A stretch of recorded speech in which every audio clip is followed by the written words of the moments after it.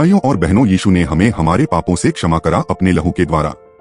पर क्या मैं दोबारा गलती करूंगा तो मुझे फिर से माफी मिलेगी या नरक में जाऊंगा? क्या होगा मेरे साथ? आज की इस वीडियो में यही जानेंगे। पर उससे पहले अगर आप इस चैनल पर नए हैं तो लाइक, सब्सक्राइब, शेयर करें और कमेंट करके बताएं। चलिए शुरू करते हैं।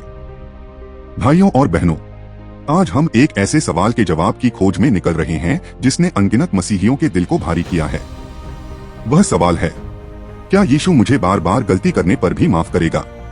हम सब जानते हैं कि हम कमजोर हैं, हम गिरते हैं, हम डगमगाते हैं, लेकिन सबसे बड़ा डर यह होता है, क्या इस बार भी यीशु मुझे क्षमा देगा? पर भाइयों और बहनों, हमारा जवाब वचन में छिपा है। परमेश्वर ने यह सवाल हमें खाली नहीं छोड़ा। उसने साफ साफ बोला है। 1 यूहन्ना 1:9 कहता है, यदि हम अपने पापों को मान लें तो वह विश्वासयोग्य और धर्मी है और हमारे पापों को क्षमा करेगा और हमें सब अधर्म से शुद्ध करेगा। यह सिर्फ एक वादा नहीं, यह परमेश्वर के दिल का खुला बयान है कि क्षमा खत्म नहीं होती, दया खत्म नहीं होती। यीशु जानता है कि हम कमजोर हैं, यीशु जानता है कि हम लड़खड़ाते हैं, और यही बात बाइबल पुष्टि करती है। इब्रानियों 4:15 कहता है, हमारा महायाजक हमारी दुर्बलताओं में हमारे साथ सहानुभूति रख सकता है क्योंकि वह हर बात में हमारी तरह परखा गया पर पाप रहित रहा। इसका मतलब है, यीशु तुम्हारी कमजोरी को जज नहीं करता, वह उसे समझता है। वह उससे दूर नहीं भागता, वह उसके और करीब आता है। शैतान बार बार तुम्हें डराने की कोशिश करेगा, कहकर कि अब तेरी क्षमा खत्म हो गई, अब परमेश्वर तुझसे दूर हो गया। लेकिन वचन कहता है यह झूठ है। मीका 7:18 कहता है, कौन है ऐसा परमेश्वर जो अधर्म को क्षमा करता है और अपराध को दूर कर देता है? वह कृपा से प्रसन्न रहता है। क्या तुमने सुना? वह कृपा से प्रसन्न रहता है। कृपा देना उसे अच्छा लगता है। और भाइयों और बहनों, यही कारण है कि यीशु ने अपना लहू बहाया ताकि जो भी टूटे दिल से उसके पास आए वह फिर से शुद्ध हो जाए। यशायाह 1:18 में लिखा है, यदि तुम्हारे पाप लाल रंग जैसे भी हों तो भी वे हिम से भी अधिक श्वेत हो जाएंगे। इसका मतलब है, कोई भी पाप इतना बड़ा नहीं कि यीशु का लहू उसे धो न सके। आज के इस पहले भाग में बस एक ही बात अपने दिल में गहराई से उतार लो। तुम्हारी कमजोरी परमेश्वर को तुमसे दूर नहीं करती, तुम्हारी कमजोरी ही उसे तुम्हारे और करीब ले आती है। तुम गिरते हो पर वह उठाने वाला है, तुम टूटते हो पर वह जोड़ने वाला है, तुम गलती करते हो पर वह क्षमा करने वाला है। भाइयों और बहनों, अब हम उस सवाल के बिल्कुल करीब आ चुके हैं जो हर मसीही अपने दिल में लेकर जीता है। कई बार हम पाप करते हैं, फिर पछताते हैं, फिर परमेश्वर के सामने रोते हैं, दोबारा गिर जाते हैं, फिर शर्म महसूस होती है, और फिर एक ही सवाल दिल को तोड़ देता है, क्या इतनी बार गिरने के बाद भी यीशु मुझे माफ करेगा? भाइयों और बहनों, इसका जवाब बहुत सीधा और बहुत गहरा है, और यह जवाब किसी इंसान ने नहीं, खुद यीशु ने दिया है।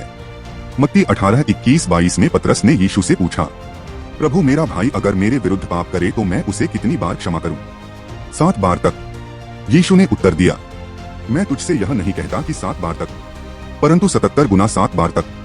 इसका मतलब क्या है? इसका मतलब यह है कि परमेश्वर की क्षमा की कोई गिनती नहीं है, उसकी दया की कोई सीमा नहीं है, उसकी कृपा का कोई अंत नहीं है।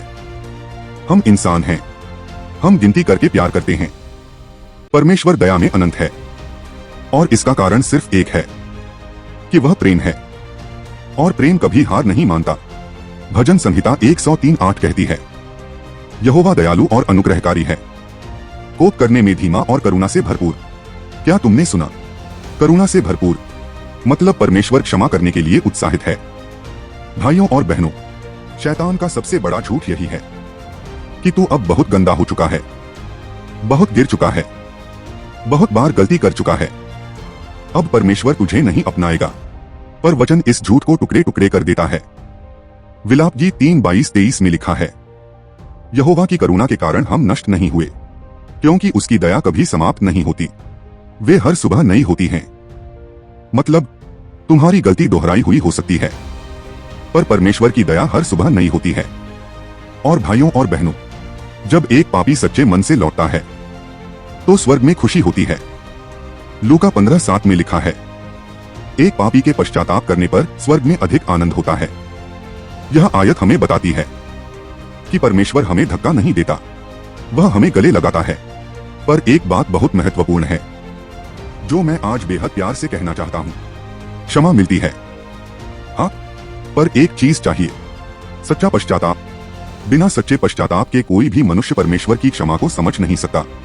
पश्चाताप का अर्थ सिर्फ रोना नहीं, दिल का बदलना है, गलती का महसूस होना है, दोष से निकलने की इच्छा है। आज परमेश्वर तुमसे यह नहीं कह रहा कि तुम पूर्ण बनो, वह बस यह कह रहा है, मेरे पास लौटते रहो, गिरो तो आओ, टूटो तो आओ, डरो मत, दूर मत भागो, क्योंकि मेरा प्यार तुम्हारे पीछे चलता है। यह है परमेश्वर की अनंत कृपा। भाइयों और बहनों, अब हम इस संदेश के सबसे नाजुक और सबसे गंभीर हिस्से में प्रवेश करने वाले हैं, क्योंकि सवाल सिर्फ यह नहीं है कि क्या परमेश्वर क्षमा करता है, सवाल यह भी है कि वह कब तक क्षमा करता है और कहां वह मनुष्य को चेतावनी देता है कि अब रुक जा, अब संभल जा। बाइबल साफ कहती है, परमेश्वर क्षमा करने में धीमा नहीं, पर कोप करने में धीमा है, कृपा देने में तेज है। भजन संहिता 86:5 में लिखा है, तू हे प्रभु भला है और क्षमा करने को तैयार है, और उन सब पर दया से परिपूर्ण है जो तुझे पुकारते हैं। इसका मतलब, जब तक तुम पुकारते हो, जब तक तुम लौटते हो, जब तक तुम टूटे दिल से उसके पास आते हो, उसकी दया तुम्हारे लिए खुली है। पर भाइयों और बहनों, बाइबल हमें एक और गहरी बात बताती है, परमेश्वर क्षमा करता है, परमेश्वर उठाता है, पर वह पाप में जीने की अनुमति नहीं देता। रोमियो 6:1-2 कहता है, क्या हम पाप करते रहें ताकि अनुग्रह बढ़ता रहे? कदापि नहीं। हम जो पाप के लिए मर गए, फिर कैसे उसमें बने रहें? इसका मतलब है, हम पाप नहीं करते इसलिए कि हमें क्षमा मिल जाएगी। हम पाप से लड़ते हैं क्योंकि हम क्षमा पाए हुए लोग हैं। लेकिन भाइयों और बहनों, एक और सवाल उठता है, कब इंसान खतरे में आता है? उत्तर सरल है, जब इंसान पाप को पाप मानना छोड़ देता है, जब इंसान पाप से लड़ना छोड़ देता है, जब इंसान गिरने के बाद उठने की जगह बहाने बनाता है। यही कारण है कि बाइबल हमें चेतावनी भी देती है। इब्रानियों 10:26 कहता है, यदि हम सत्य का ज्ञान प्राप्त करने के बाद जानबूझकर पाप करते रहें, तो पापों के लिए अब कोई बलिदान बाकी नहीं रहता। इसका मतलब क्या है? इसका मतलब यह नहीं कि गलती करने पर क्षमा नहीं, नहीं। इसका अर्थ यह है कि अगर इंसान पाप में रहने का फैसला कर ले, पश्चाताप करना छोड़ दे और परमेश्वर की आवाज को अनसुना कर दे, तब वह खुद खतरे में आ जाता है। पर भाइयों और बहनों, सच्चाई यह है कि अगर तुम यह वीडियो देख रहे हो, अगर तुम यह वचन सुन रहे हो, अगर तुम्हारे दिल में यह सवाल उठ रहा है, तो तुम्हारा दिल अभी कठोर नहीं हुआ है। तुम अभी खतरे में नहीं, क्योंकि पवित्र आत्मा तुम्हें खींच रहा है। और बाइबल कहती है, यूहन्ना 6:37, जो कोई मेरे पास आता है, मैं उसे कभी बाहर नहीं निकालता। इसका मतलब, अगर तुम बार बार गिर रहे हो, पर बार बार उसके पास लौट रहे हो, तो तुम उसकी दया के नीचे हो, उसकी कृपा के नीचे हो, उसकी बाहों के अंदर हो। वह तुम्हें रद्द नहीं करता, वह तुम्हें दूर नहीं करता, वह तुम्हें शर्मिंदा नहीं करता। वह बस इतना कहता है, मेरे पास आते रहो, अपना दिल मेरे सामने खोलते रहो, क्योंकि मैं तुम्हें कभी नहीं छोड़ूंगा। तो भाइयों और बहनों, परमेश्वर कब तक क्षमा करता है? जब तक तुम्हारा दिल पश्चाताप करता है, जब तक तुम्हारी आत्मा उसके पास लौटकर कहती है, प्रभु मैं गिर गया, मुझे उठा। वह तुम्हें क्षमा करता है, फिर से, फिर से और फिर से। भाइयों और बहनों, अब हम इस संदेश के उस हिस्से में आ गए हैं जो हमारे सवाल का सबसे शक्तिशाली, सबसे भावुक और सबसे स्वर्गीय जवाब है। क्यों परमेश्वर हमें बार बार क्षमा करता है? क्यों वह हमारी गलतियों पर गुस्सा करने की जगह हमारे दिल के रोने को सुनता है? क्यों वह हमें गिरने से ज्यादा उठाने में रुचि रखता है? इसका सिर्फ एक ही कारण है, परमेश्वर प्रेम है। 1 यूहन्ना 4:8 कहता है, परमेश्वर प्रेम है। इसका अर्थ है, वह सिर्फ प्रेम नहीं करता, वह प्रेम का स्रोत है। प्रेम उसका स्वभाव है, क्षमा उसकी पहचान है, करुणा उसका स्वभाव है। हम इंसान गिनती करके माफ करते हैं, पर परमेश्वर अपने दिल से माफ करता है।